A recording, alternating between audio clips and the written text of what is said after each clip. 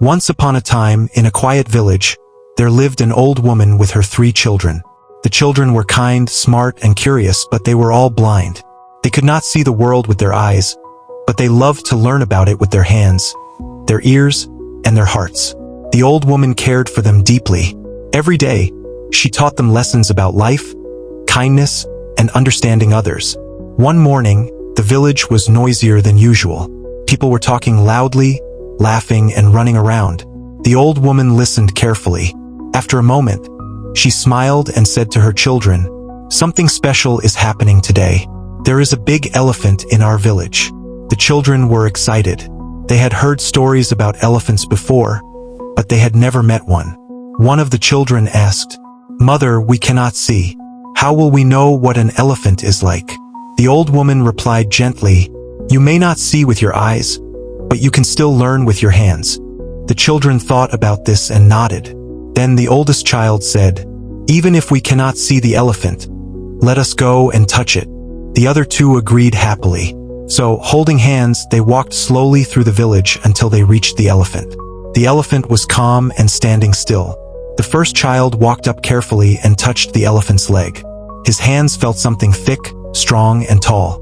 He smiled and said, "Oh, I know what an elephant is like. It is just like a big pillar holding up a house." The second child walked to another side and touched the elephant's tail. It was long, thin, and moved a little. He laughed and said, No, you are wrong. The elephant is like a rope. It is long and soft." The third child moved forward and placed his hands on the elephant's wide belly.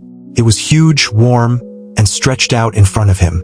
He shook his head and said, "You are both wrong. The elephant is like a giant wall. It is big and flat." Soon, the children started arguing. "I am right," said the first child. "No, I am right," shouted the second. "You both don't understand," said the third. Their voices grew louder and louder. People nearby began to look at them. Then the old woman walked closer and asked calmly, "My children, why are you arguing?" Each child spoke with confidence. "The elephant is like a pillar," said the first. "No, it is like a rope," said the second. "It is a huge wall," said the third. They all looked sure of themselves. Each one believed the others were wrong. The old woman listened carefully. Then she smiled warmly. "My children," she said, "all of you are right." The children stopped talking. They were confused. "How can we all be right?" one of them asked. "We all said different things." The old woman gently explained. "You each touched a different part of the elephant." She continued, "One of you touched the leg, one touched the tail, and one touched the belly." Then she said something very important. "The elephant is not just one thing. It has strong legs like pillars. It has a tail like a rope. And it has a wide belly like a wall." The children were silent. They began to understand. The old woman then said, "This is how truth works in life." She sat down with them and spoke slowly. "Truth depends on where you stand. What you feel, see, or experience may be true for you, but it may not be the whole truth." She explained, "Each person in the world sees only a part of the story. No one sees everything." The children listened closely. "Sometimes," the old woman continued, "people argue because they think only their view is correct. They forget that others may be seeing something different."